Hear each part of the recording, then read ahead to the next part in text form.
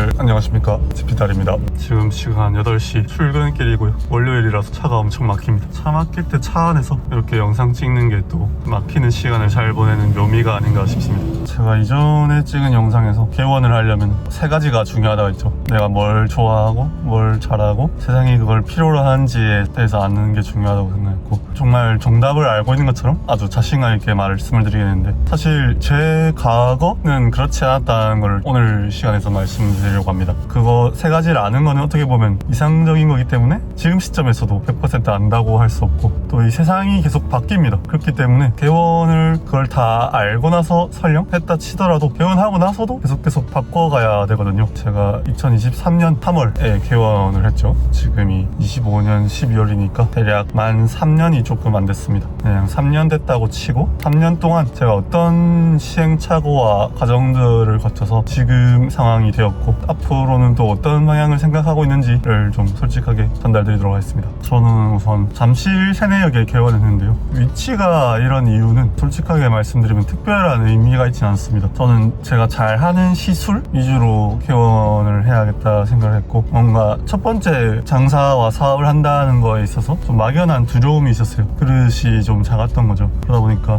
경쟁이 좀 치열한 서울에서 개원을 하기보다 신도시나 경기도 외곽 쪽에서 하는 것이 조금 이 첫 번째 시작을 안전하게 할 수 있는 방법이 아닐까 해서 송도나 안양 등등 의정부도 막 하고 경기 외곽 지역을 처음 봤었는데, 그렇게 보다 보니까 문득 그런 생각이 드는 거예요. 근데 혹시나 설령 잘 되었을 때 서울 사람들이 경기도를 찾아올 일은 없을 것 같다. 물론 그럴 수도 있겠지만 큰 틀에서 봤을 때, 근데 서울에서 개원을 하면은 서울 사람들도 찾아올 수 있고, 이름이 나면은 다른 지방에 있는 분들이 서울을 찾아올 수 있을 것 같다. 그런 측면에서 이런 경기도 쪽의 월세나 경쟁 등등의 부분이 좀 마음에 드는 부분은 있다 하더라도 조금 사람이 붐비는 서울에서 해야 되지 않나 라는 확신이 들었었고, 그렇지만 강남, 신사, 압구정 등 병원이 되게 치열한 부분에 가면은 잘할 자신이 없을 것 같다, 마케팅 경쟁이 치열할 것 같다 라는 막연한 두려움에 조금 그 3가지 지역이 아닌 다른 서울을 선택하기로 했었어요. 그리고 인테리어를 다 새롭게 한다는 것에 대한 거부감이 좀 있었습니다. 뭔가 돈을 새로 다 들여서 인테리어를 하게 되면은 몇 억 단위가 들어가게 되잖아요. 그런데 기존에 만들어진 의원 이 자리를 버리고 떠나는 경우가 있거든요. 그런 기회를 잘 포착해서 개원을 하면은 인테리어 비용을 많이 아낄 수 있을 거라는 생각에 그런 매물들이 메디게이트 홈페이지에 올라옵니다. 양도 양수 게시판에 있고요. 거기 눈팅을 계속 했었어요. 그러다가 올라오는 매물이 있으면 보러 가고 했었는데, 그러다가 만나게 된 게 여기 잠실 세내에 있는 업체였던 거죠. 기존에 다른 피부과였고요. 거기에 가서 처음에 거기도 확신이 들었던 거 아닌데 자리를 계속 이렇게 보다 보면은 그냥 아무것도 못하겠다 싶은 생각에 베스트가 아니라도 시작을 해야겠다라고 생각을 해서 잠실 세내에 개원하게 됐습니다. 개원 당시 아까 말씀드렸다시피 제가 잘하는 시술을 조금 파서 그 부분을 차별화로 내세워야겠다 생각을 했고, 맞는 손님은 그냥 그 잠실 역쪽, 잠실 송파구 인근의 지역사회 주민들을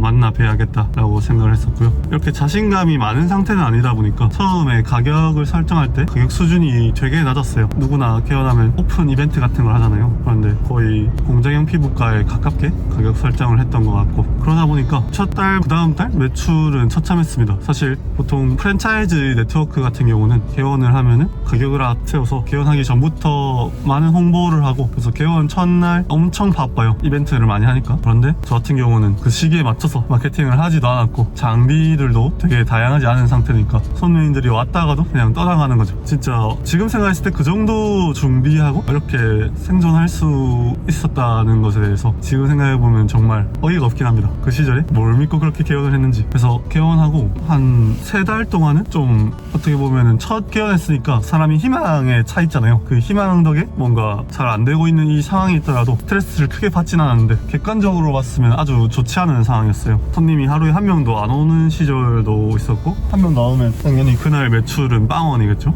그런 날들이 좀 적지 않게 있었던 것 같습니다. 그러다가 이제 뭐라도 해봐야지 하고 이런 것 저런 것을 좀 만지다가, 제가 이 지피딸이 유튜브 채널 자체를 한 경험이 있다 보니까 다른 한 대표님이 조언을 해주시더라고요.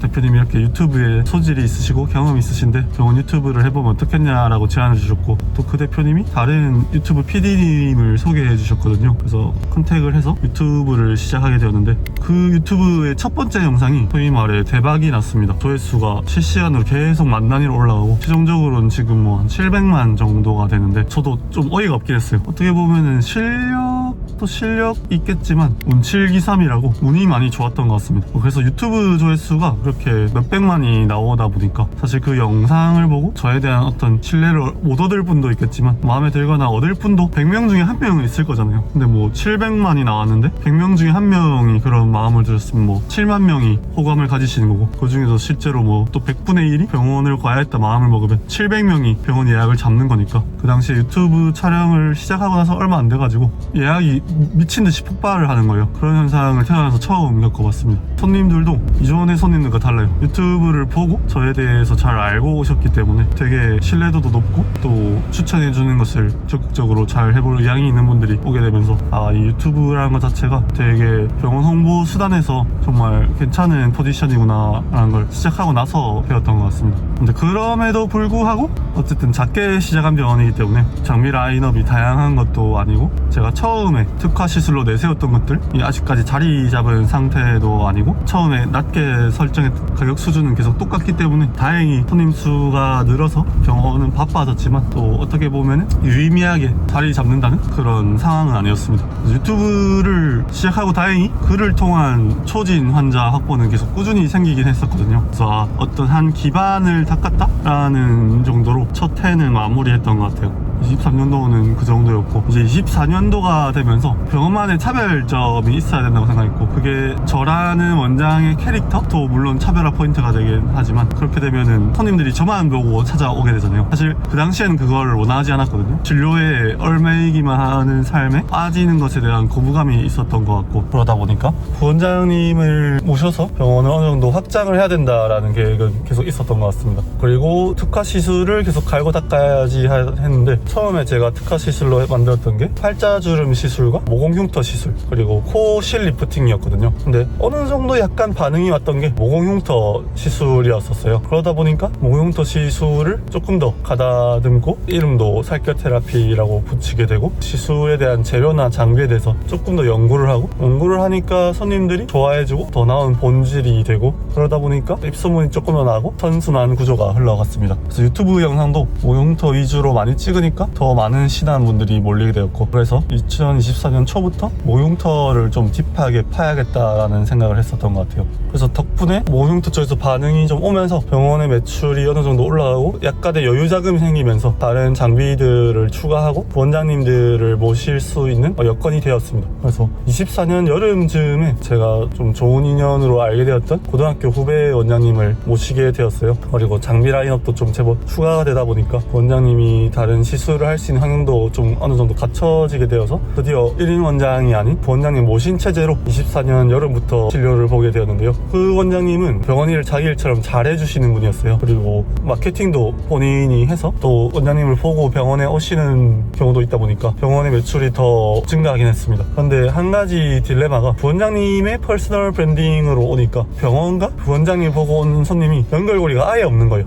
그러니까 저라던가 다른 직원들이라던가 병원의 가치관 때문에 그 손님들이 왔다기보다 이 부원장님을 보고 오신 거고, 한마디로 부원장님이 이탈하게 되면 그 손님도 이탈하게 되는 거죠. 그런 딜레마를 첫 번째 겪었었고, 두 번째로는 어쨌거나 제가 부원장님을 모신 이유가 제 시술을 위임하기 위해서였거든요, 처음에는. 그런데 어쨌든 유튜브를 보고 오시는 손님들은 저한테 시술을 받으러 오지 저가 아닌 다른 원장님한테 쉽사리 위임할 수가 없었습니다. 그러다 보니까 여전히 저는 바빴고, 그때까지만 해도 바쁘지 않는 상황이 되는 것을 저는 꿈꿨기 때문에 이 부분에 대해서 좀 괴리감을 느꼈어요. 그런 상황에서 한 24년도 말까지 흘러가고 25년도가 됐습니다. 25년도가 되면서 어쨌든 그 부원장님께서 군대를 가야 되기 때문에 나가게 되셨고요. 나가게 되면서 기존 손님들 중에 부원장님 풀들이 또 많이 이탈을 했습니다. 그래서 부원장님을 퍼스널 브랜딩을 하는 전략은 병원에 좋지 않겠구나 라는 생각이 들었고, 새로 부원장님을 모신다면 그 부원장님이 시술하는 가격을 많이 낮추고 보고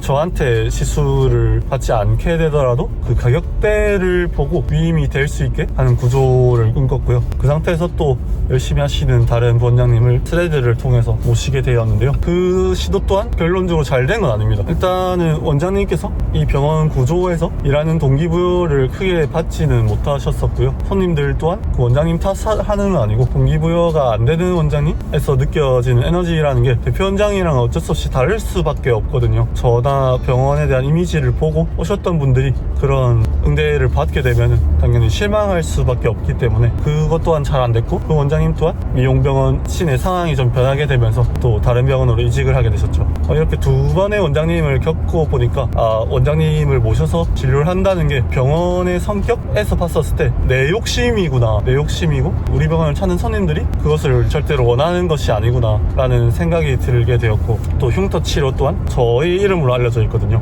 그러다 보니까 더 이상 위임하는 것을 보류하고 좀 지켜보자 라고 25년도 중반부터는 좀 생각을 하게 됐던 것 같아요. 그런 상황에서 매출은 어떤 수준에서 계속 정체를 하게 되었고요. 어쨌거나 제가 볼 수 있는 물리적인 손님 수는 한계가 있는 거잖아요. 그러다 보니까 정체할 수밖에 없었고, 근데 제가 유튜브 컨텐츠를 통해서 좀 새로운 시도를 해보게 돼요. 저를 홍보하는 게 아니라 다른 시술의 장인 원장님들 찾아다니면서 그분들을 인터뷰하고 그분들의 철학과 시술 방식을 유튜브를 보는 시청자분들께 공유를 드리자라는 생각을 드리게 되었고, 요거는 단순히 제가 제 병원이 잘 되게 한다라기보다 제가 어떤 뷰티 인플루언서로서 큰 판을 다지는데 초석이 될 거라 생각하고 시작한 거긴 하거든요. 그래서 가능했던 컨텐츠인 것 같긴 합니다. 그러다 보니까 다른 병원 원장님들을 제법 만나보게 되고, 어떻게 보면 그 병원 원장님들이 저보다 훨씬 선배님들이거든요. 근데 이제 시술을 장인을 찾는 컨텐츠다 보니까 물론 부원장님도 있지만 대표 원장님의 어떤 철학이나 시술 방식이 좀 확고한 그런 병원들을 제가 찾아다니게 된 거죠. 그러다 보니까 그분들의 공통점은 어떤 시술의 대가이시고, 손님들이 그 원장님께 시술을 받으러 찾아가고, 시술 자체의 객단가가 되게 높고 하루하루 보는 환자 수가 그렇게 많지가 않았습니다. 저 같은 경우는 지금 뭐 부원장 시절, 봉지기 시절 공장병원에서 일할 때는 하루에 막 70명, 80명까지도 본 적이 있었고요. 개원을 하고 나서는 지금은 20명에서 30명 가량을 보고 있거든요. 그런데 되게 바쁘긴 합니다. 그러다 보니까 한 명 한 명 좀 꼼꼼히 봐주는 게 힘든 경우가 사실 많이 발생하는데, 그러면 안 된다고 생각하면서도 그런 상황이 생긴 걸 좀 방치를 하고 있었거든요. 그런데 대가 원장님들 같은 경우에는 하루에 뭐 한 8명에서 15명 정도 시술을 보는 거예요. 그러다 보니까 한 분 한 분의 객단가가 되게 높긴 합니다. 그래서 그 정도 환자를 본다고 뭐 당연히 병원이 잘 안 되는 것도 아니고 오히려 엄청 잘 된다고 봐야죠. 매출로만 봤을 때는 객단가가 높으니까. 그래서 이거다 라는 생각이 들었어요. 그래서 최종적으로는 저는 특화 시술, 흉터 치료를 훨씬 더 계속 가다듬기로 하고, 그 부분에 있어서 더 나은 서비스를 제공하면서 객단가를 계속 올려가야겠다. 그리고 하루에 볼 수 있는 환자 수는 어느 정도 제한을 해서 모공흉터 쪽으로 오는 손님들만 나중에 최종적으로 거의 받게 되고, 그렇게 하면서 객단가를 올리고 병원의 매출은 상승시키되 저는 바빠지지 않게 하고, 이 병원 자체의 어떤 성장 또 당연히 중요하고 계속 노력하겠지만 병원 자체를 성장시키는 방향이 양적으로 성장시킨 게 아니라 질적으로 성장시켜야 됐다는 확신이 들었고, 그것이 지금까지 가져왔던 제가 만든 병원의 결과, 개인적인 성향과도 잘 맞고 앞으로도 그렇게 해야 잘 될 거라는 확신이 얻었고요. 또 그 원장님들이 그런 모델로서 병원을 만들었는데도 되게 잘 되는 걸 보니까 이런 부분에 대한 확신이 더 커진 것 같습니다. 그래서 부원장님은 뽑지 않을 계획이고요. 이렇게 했는데 나중에 또 어떻게 될지 모르죠. 이게 뭐 앞뒤 말이 다르냐라고 말씀하실 수도 있지만, 사실 계속 건너가는 태도로서 삶을 살아가는 사람들 같은 경우에는 생각이 계속 바뀔 수밖에 없다고 생각합니다. 왜냐면 상황도 변하고 시대도 변하고, 그러면 사람도 역시 바뀌어야 되거든요. 과거에 믿었던 A라는 게 내일은 틀릴 수가 있는 거고, 그러면 A라는 믿음을 버리고 B라는 믿음을 가져야 돼요. 근데 그것을 이렇게 영상이나 텍스트로 온라인상에 남겨놓으면 나중에 왜 말이 다르냐 하면서 공격의 대상이 되기도 하는데 뭐 어쩔 수 없다고 생각하긴 합니다. 그러면은 강제피님, 부원장님을 안 모시게 되면은 아까 말씀드린 그런 진료에 매몰되는 구조가 결국 반복되지 않나요? 라고 말씀하실 수가 있는데, 어느 정도 부분은 맞아요. 어쨌거나 제가 시술을 하고 저는 병원 진료를 계속 봐야 되는 상황이니까. 근데 저는 생각보다 그 부분에 있어서 좋아하는 사람이더라고요. 예전에는 어떤 공장형 병원을 만들고 이것을 사업적으로 확장시키고, 그러면서 본인은 진료를 보지 않고 경영만 하고 그런 쪽으로 잘하는 선배님들이나 동료 원장님들을 보면 되게 동경하고 멋있어 보이고 선망하고 그랬었는데 지금은 사람마다 가진 정답이라던가 고삐가 다르다고 말씀을 드렸잖아요. 제가 잘할 수 있고 좋아하는 것, 그리고 그것을 또 세상이 필요로 한다는 것을 알게 되니까 이 흉터 치료를 할 때 되게 몰입이 되고, 그 부분을 제가 직접 진료하는 거에 있어서 힘들다라던가 불행하다라는 생각은 전혀 들진 않습니다. 근데 너무 과도하게 진료에 매몰되면 또 안 되기 때문에 이 객단가 자체를 올리고 손님 수를 덜 받게 되면 상대적으로 정신적으로나 체력적으로나 시간적으로나 여유가 생길 것이고, 그 여유를 기반으로 이렇게 영상을 만들거나 다른 뷰티 인플루언서로서의 판을 짜볼 수 있는 것이고, 지금은 어쨌거나 그 하원장 강동현이라는 채널에서 당인을 만나다라는 컨텐츠로 이 뷰티계에서 어떤 판을 짜보는 것이 저희 넥스트 플랜, 넥스트라기에는 이미 하고 있는 것이기도 하고 진료와 병행하고 있는 것이죠. 그렇기 때문에 진료 자체에 드는 에너지는 줄이되 얻을 수 있는 성과는 이렇게 늘리고, 그러면서도 남는 에너지를 다른 부가적인 일을 하는 것에 쏟는다. 그래서 나중에는 그 부가적인 일 자체가 어떻게 보면 더 큰 일이 되게 더 많은 매출과 저를 성장시켜 줄 수 있게 하는 도구가 되고, 제가 만든 병원 같은 경우에는 저희 명함이자 저희 브랜딩 수단, 예를 들어서 뭐 제가 뷰티 인플루언서를 하더라도 병원 개원 안 하고 그냥만 하면은 사실 신뢰도라던가 누군가 협업할 수 있는 기회가 잘 없는 거잖아요. 이런 부분에서 이렇게 생각을 하고 있다 라고 보시면 될 것 같습니다. 그래서 조금 오늘 영상이 되게 길었는데, 요약하자면은 지난 시간에 제가 본인이 뭘 잘하고 무엇을 좋아하고 그것을 세상이 필요한가에 대한 정답을 얻고 개원을 하면 된다라고 말씀드렸지만, 사실 이상적인 말이고 저 또한 그것을 되게 부족한 상태로, 하지만 어느 정도는 생각을 하고 개원을 했기 때문에 초반에 시행착오가 되게 많았다. 그런데 그럼에도 불구하고 그 세 가지에 대한 정답을 계속 찾으려는 노력을 하다 보니까 저와 맞는 마케팅 수단을 얻게 되고, 그를 통해서 성장을 하게 되고, 또 본인과 결이 맞지 않는 부원장님을 모셔서 병원 성장을 꽤 했지만, 또 그게 실패는 성공의 어머니라고 맞지 않음을 알게 되고 나서 저와 병원이 좀 더 단단해지게 만들어주는 계기가 되었던 것 같고요. 그런 상황에서 다른 원장님들을 찾아다니면서 병원 외적으로 할 수 있는 일들을 또 찾다 보니까 뷰티 인플루언서로서 할 수 있는 일에 대한 눈을 뜨게 되고, 거기서 또 만난 원장님들이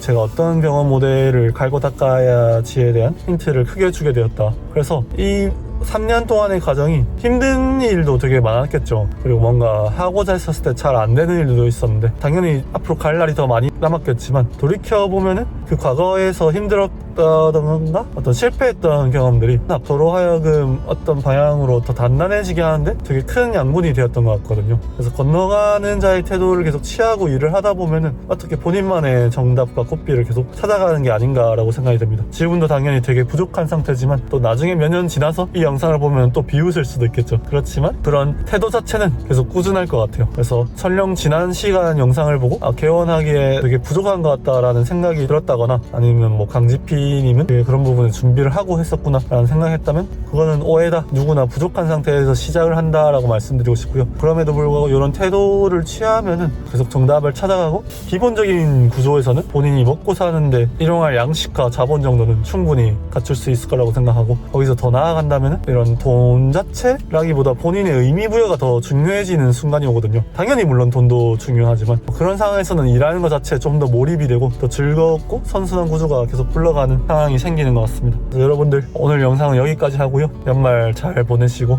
행복한 한 해 마무리 되시길 바라겠습니다. 그럼 또 다음 영상에서 뵙겠습니다. 감사합니다.